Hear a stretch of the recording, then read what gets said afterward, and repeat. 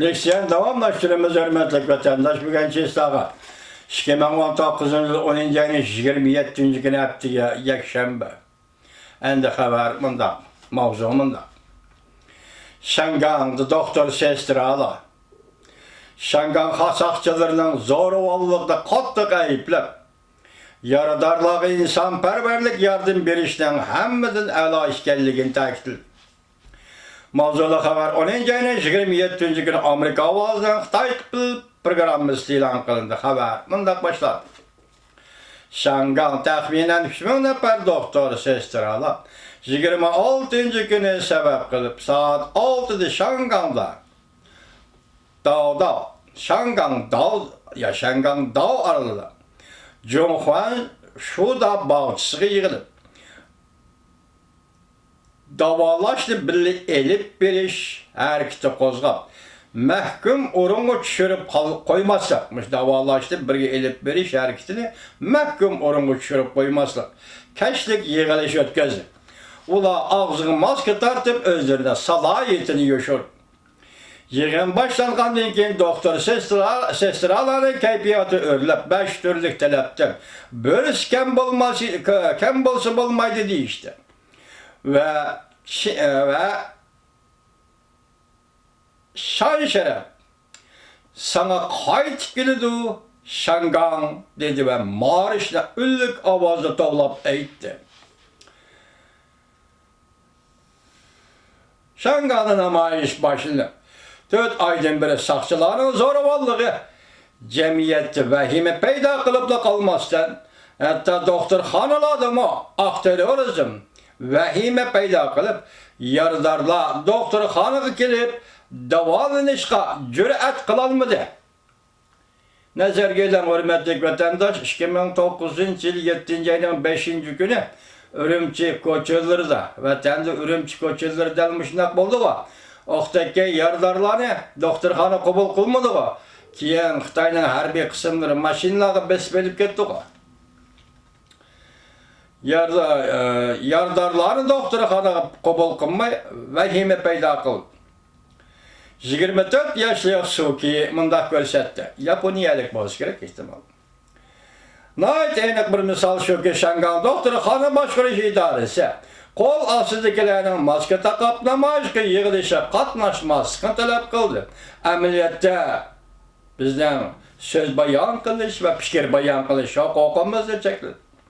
U mundaq dedi, bugun mening bu yig'ilish qatnashganligimdagi bir muhim sabab doktor sestralarning hayotni qo'llash prinsipinin muhimligini tushunishi va bu tushunishni qo'llash uchun edi.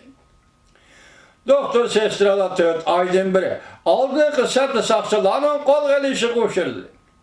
Saqchilar hatto doktor sestralarning yardarlarni qutqazishiga to'sqinlik paydo qildi.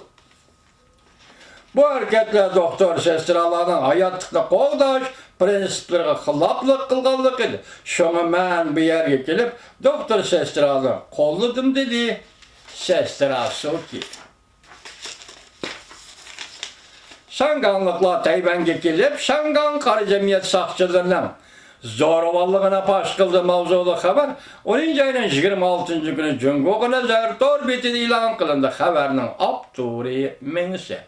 Yeni haber yok, arka haber yok qo'shimcha.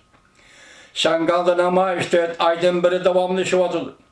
Namoyishchilar Şangan Tayzi temir yo'l punketida xotirlash temiyasida. Sebebi aniq bo'lmagan o'zini esib o'lib olgan Şanganlıklar. Lekin bu tam yana Şangan'da hukumat tarafidan söküp tashlandi.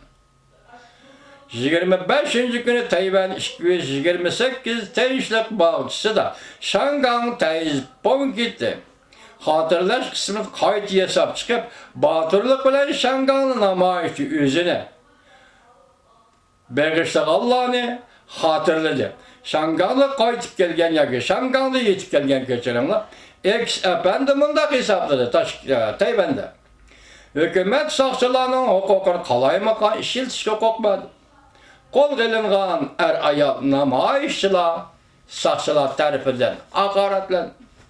Tayvan matbuotlari munda xabar qildi.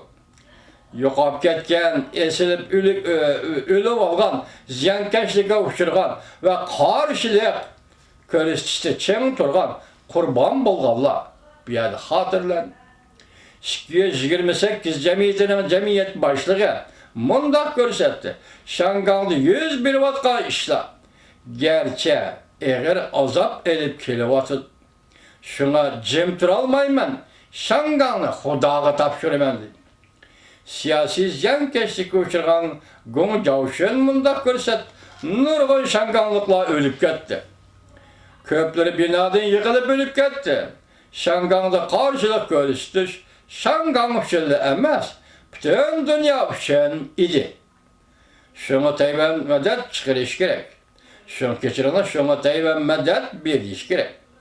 Hem Tayvan'ın Shangang'ı kollaydıqallığını bütün dünyaya bildirip koyuşumuz gerek dedi Tayvanlıklar.